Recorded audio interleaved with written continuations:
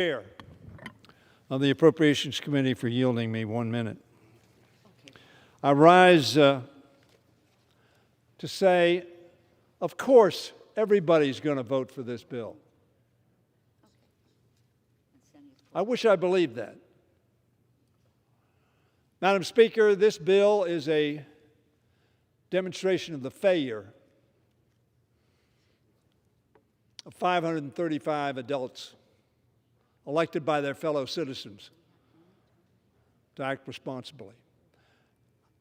Obviously, of those 535, a number have acted responsibly, have worked to get the job done. There are really only 12 bills that need to pass the Congress. There are many other bills that are important bills and should pass the Congress that I've voted for and make life better for America. The gentleman's time has expired. How is that? The gentlelady had 30 seconds to yield.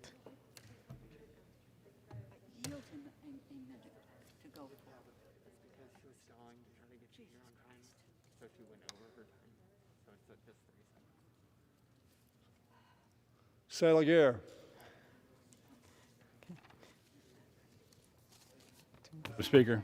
Madam Speaker, I yield the gentleman 1 minute. I thank The gentleman is recognized. the gentleman who is my friend, and I thank him for that. As I was saying, this is a failure. We knew that these 12 bills have to pass. Why? Because if they do not, government shuts down. It stops serving the American people. It stops maintaining security and health and welfare of our people.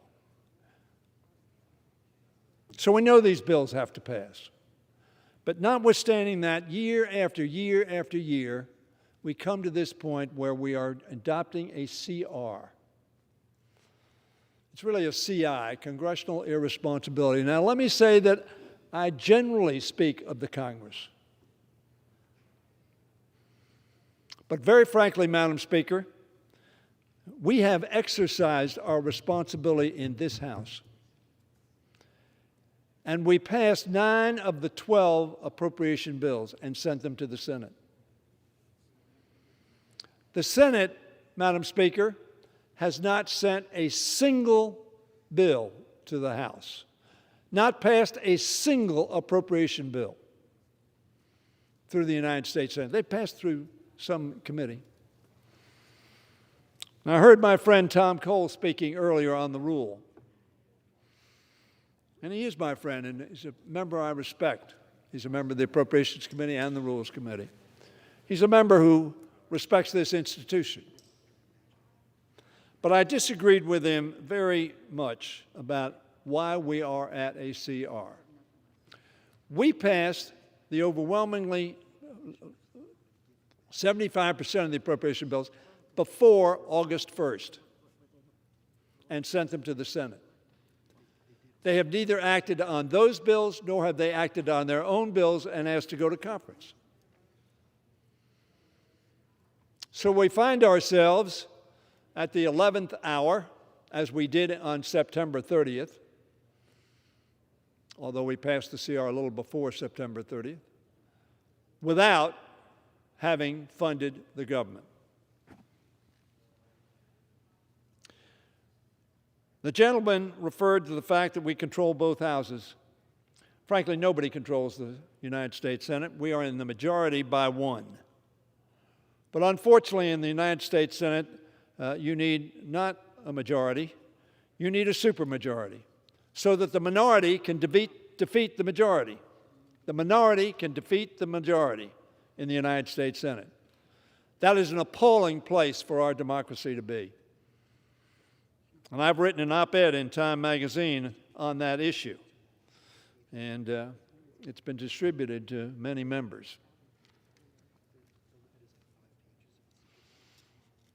Mr. Cole made an assessment about why the CR is coming to the floor today with just hours to go before. His assessment was not correct.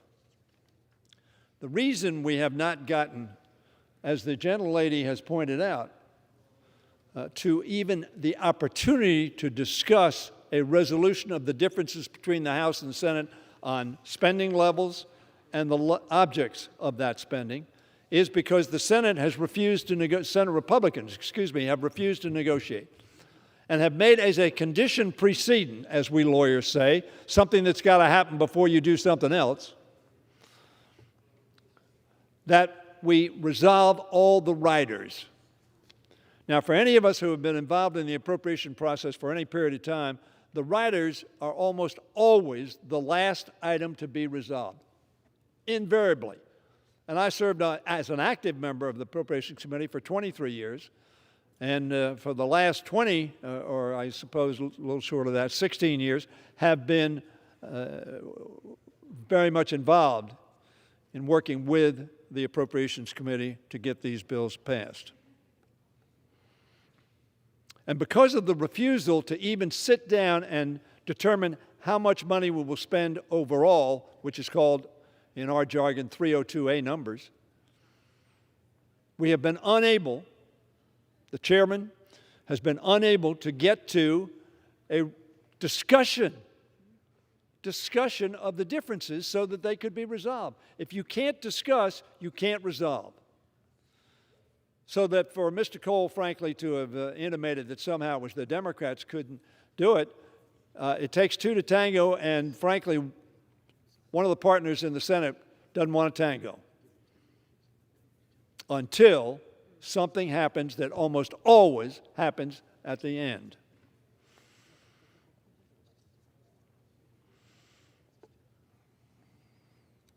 So the timing for the consideration of this CR resulted not from majority's focus on passing critical legislation to help the American people get ahead, the Build Back Better Act, the infrastructure bill, which, by the way, only 13 Republicans voted for, but my speculation is at least half of them are going to take credit for what was done in that bill, maybe all of them.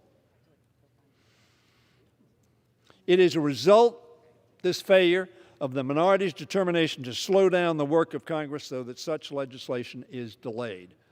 And as a matter of fact, the minority leader in the United States Senate said exactly that. He said that he would not consider negotiating on the CR until Build Back Better was done, which means he's prepared to shut down the government, and I think that's probably not true. I don't think he wants to shut down the government. I hope he doesn't want to shut down the government. And he wants to gum up the works on Build Back Better. I get that. He's opposed to it. He doesn't like it. He thinks it's the wrong priorities. That's an honest position to take. I think it's incorrect, but that's honest. But don't do it by playing games with the appropriations process. In my view, the Senate treats the appropriation process as a backwater issue. When we get to it, we'll get to it. But we got a lot of other things we're going to do first. For the last 10, 11 months, that's what the case has been. To dissemble and derail the legislative process using every tool available to them to prevent Congress from doing exactly what the American people are looking at for us to do is not responsible. How sad, how shameful that reality is. I agree that it's unfortunate that we have to take up another stopgap measure this week to keep this government operating. If it were based upon whether this is the right thing to do in terms of substance, I would vote no. But absolutely it's the right thing to do in terms of process. But the chair is absolutely right. We need to pass an omnibus. And I would hope that every Republican, after hopefully passing this piece of legislation today or tomorrow, will then address how we are going to have an omnibus, how we're going to deal with the problems, how we're going to give the government agencies that which they need to meet new challenges that were not available to us a year ago, and so they could not be addressed.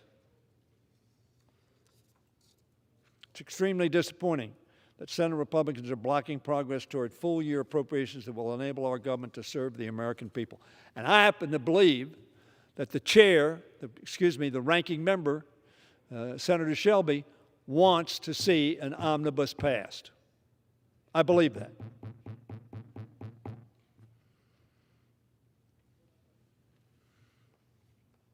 But I believe the tactics of Republican leadership in the Senate is not to do so until they get what they want.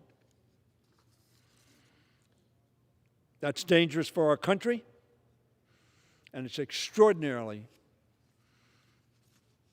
inefficient for the 2 million people who are waiting to see what we're doing. And that's what they're focused on, not their job, not their priorities, not the dangers, not what's happening. Is the government going to fund us on Saturday? On Saturday, are we going to be able to operate? There are few certainties in Washington, Madam Speaker, but one of them has now become that Congress will not complete the appropriation process by the start of the fiscal year. I've tried to make that happen every year that I've been Majority Leader. The chair of this committee, Rosa DeLauro, did everything she could to pass 12 appropriation bills by the August 1st deadline. If we'd had any help on the Republican side, we would have done it. Any help. Now, we have only a 4-vote margin over here, so on some of the bills that were more controversial for one reason or another, we needed some help. And I will remind my friend, and I do dearly thank him for yielding the time. He knew it was going to be a somewhat extended discussion, but I thank him for that. It was a very, it reflects back to how this institution used to operate, frankly. I appreciate it. But he knows that when the Republican side was in the majority, but they could not get the majority of votes on fiscal issues, they looked to this side of the aisle, and we always helped and made it happen. Maybe not 100% of us, but a large enough so that the important fiscal issues would be dealt with and passed. Only 6 times over the past 20 years has Congress come within 3 months of this deadline, the end of the fiscal year. Now, I could go on for some period of time talking about Mr. Cole. He said the majority wasn't serious. We're very serious. And we have been the ones that opened up government after it was shut down for some 35 days when we took over from the Republican leadership in the 2 Congresses ago. We can do better. And for Mr. Cole to say that we were spending time pandering to the American people by passing the Build Back Better Act or passing the Bipartisan Infrastructure Act, I hope he reflects upon that statement and says, no, that was wrong. Yes, we focused on Build Back Better because we think it's important for the American people. But we had already passed the appropriation bills. They were already in the Senate, ready to be acted upon, and we were ready to act in response. Madam Speaker, this is a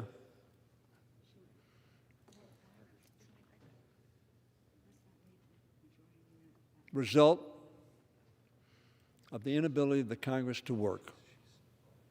The House worked. Republicans and Democrats, this House can work. Maybe sometimes I don't agree with what it does, and maybe sometimes my colleagues on the other side of the aisle don't agree with what it does, but it works. It can pass legislation. The Senate is not working. And it is hurting our country.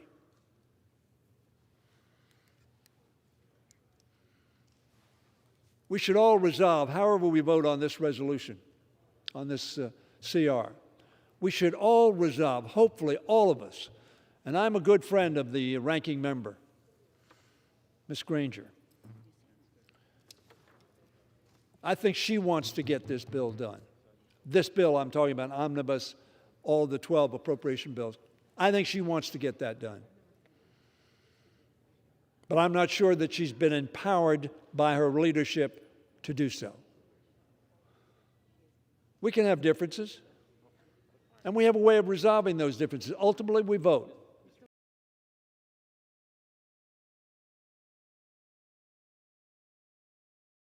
have a way of resolving those differences. Ultimately, we vote. But if we keep putting it off, putting it off, putting it off, it undermines the credibility of the United States, the confidence that people have in our country, the confidence that our workers have in our stewardship of the leadership of this country, and the people's confidence. So we ought to resolve that we stop this.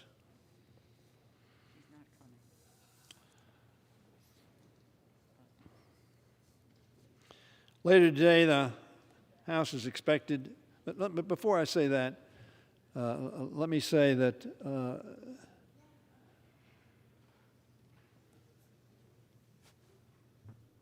the Republicans, through Mr. Cole, have talked about a motion to recommit. It mirrors the unserious nature of their opposition. Why do I say that?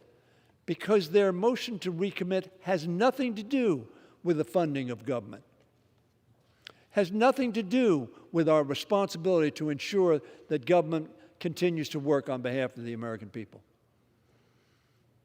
Rather, it would send this bill back to committee and would not possibly be able to act in a timely fashion that some 30 hours from now, I guess 31 and a half hours from now, government would shut down.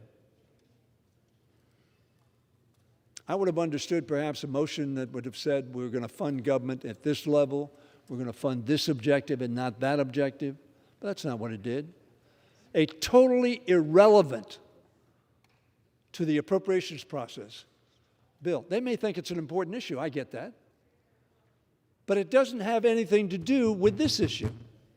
And very frankly, that's exactly what the Senate has been doing on the Republican side. Irrelevant issues, not the appropriations process. And so we find ourselves now at a time when we must pass this CR. I'm not in love with this CR. But in a world of alternatives, there should be none for any of us. All of us should have the courage to be responsible. Madam Speaker, all of us should have the courage to say there is no alternative. And after we pass this bill, and the Senate passes this bill, get down to the work between now and February 18th. And I would hope we could pass an omnibus appropriation bill, including the work of the gentleman from California, the gentlewoman from Connecticut, on all the rest of us, on the priorities that we want to pursue as an American people, and the investments that we want to make in achieving those objectives. I hope we do that. I yield back the balance of my time. Thank you. The gentlewoman's time is